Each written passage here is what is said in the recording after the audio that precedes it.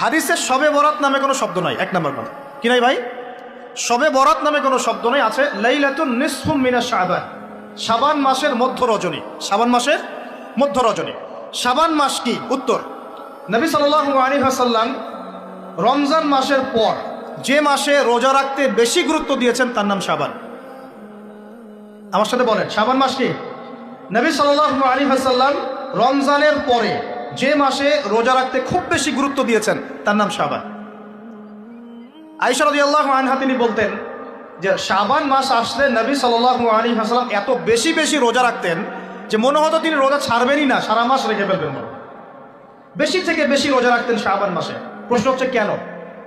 উত্তর, এমনিতে এই মাসটা বরকতময় এবং এই মাসে আল্লাহ পাক তার রহমতে বিপুল সংখ্যক মানুষকে জাহান্নাম থেকে মুক্তি দান করেন।